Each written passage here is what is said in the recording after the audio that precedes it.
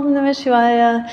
So we're here today to show the classical seated or cross-legged positions for the practice of pranayama or for the practice of meditation.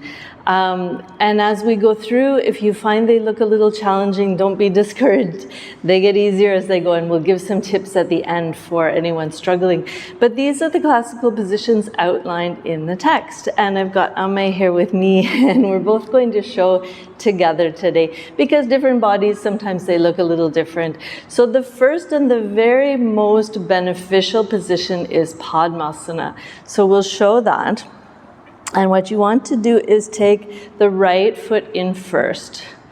For asanas, it doesn't matter, but for pranayama meditation, it matters. So we take the right foot in, we take the heel as much as we can across to the other side. You can see the toes sticking over a little bit. And then the left leg comes in second over top. And again, we're pulling the heel in close. You can see that it's actually a fairly tight cross-legged position. The knees are kind of close together. So this is Padmasana. And just a tip for you, many yogis have difficulties with Padmasana, and they end up injuring the left knee a little bit, because when they're coming into the position, they take the foot out and then up over.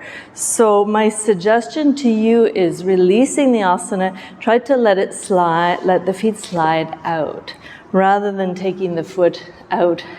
When I bring the knee out into this position, the knee is a little bit unstable, it can get injured. So let's show coming in one more time.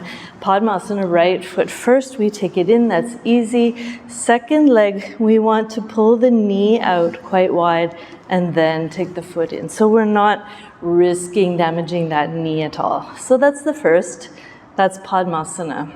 Second is called Siddhasana. And so again, we're releasing. For Siddhasana, we're taking the left foot in first. And what we want to do is take the left heel to the perineum, that's the pelvic floor. So for a woman, it's a little more difficult, maybe a little less stable, but we bring the heel in till it's touching. You can see I'm rounding the back a little bit, touching that perineum or the pelvic floor. The right heel comes over top, and the right heel will sit against the pubic bone. So we have to get a little specific here.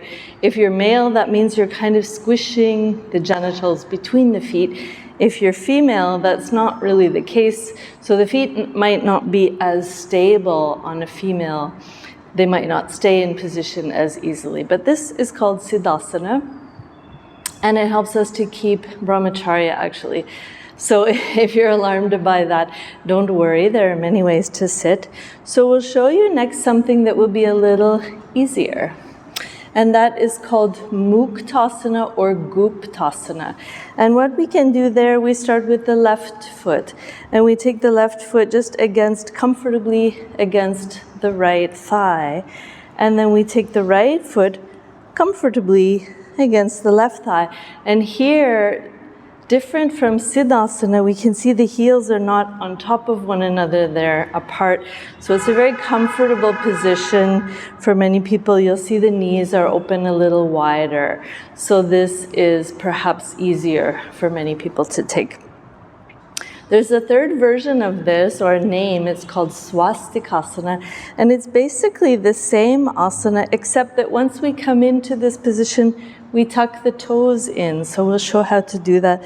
The toe gets tucked in between the upper and lower leg, and the same thing on the bottom, I'll pull the toes in between.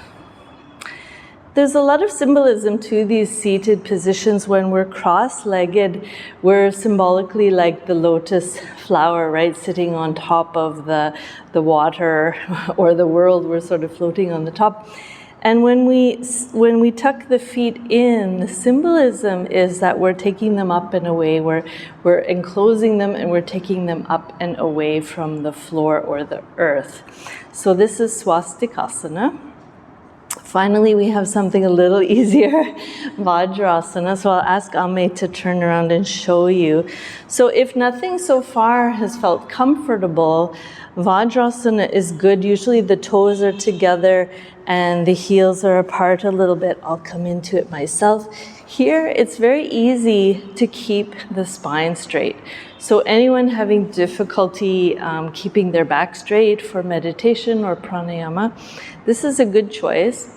The only thing I'll say is that when we sit in this position for some time, it puts a lot of pressure on the top of the foot. So you want to make sure you've got lots of padding underneath so that you're comfortable there. And then finally, we have Sukhasana, easy cross-legged position. So we simply cross the ankles and then pull the feet in. And it can be any way. It can be left coming in first or right coming in first. It doesn't really matter. So I hope in these you found something comfortable. I want to point out one thing, which is that the ankles are crossed, keeping the energy contained. That's the importance of a cross-legged position. Many people do something a little unusual, which is that, and I did myself in the beginning, which is that they pull one foot in and then they put the other foot in front of it. So the ankles are not crossed. Energetically, this is not so good because you can maybe start to feel or sense that we're losing some energy with that foot. So much better to take Sukhasana, cross, and pull the feet in as close to the body as you can. So the feet are not out here somewhere where the knees are not comfortable, but we're pulling them in.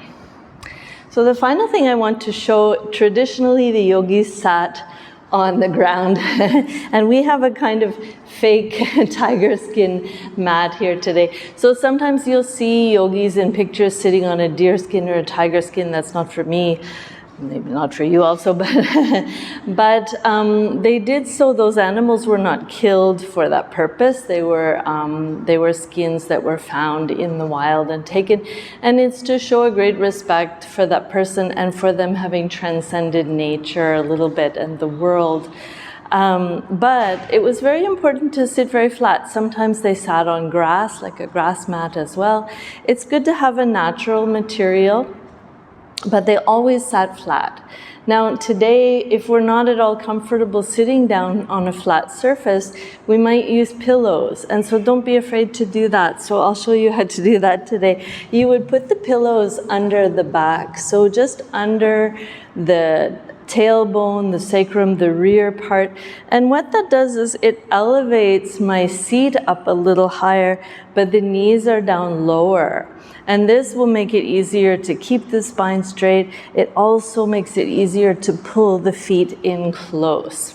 So this will help. The last thing that might help for some people is to prop a little bit under one knee. If you find that one knee is not comfortable or the hip is not comfortable, you could always put something underneath there. So there are many ways you can find that support and comfort. I wish you all the best in your meditation or pranayama practice. Om Namah Shivaya. That's it.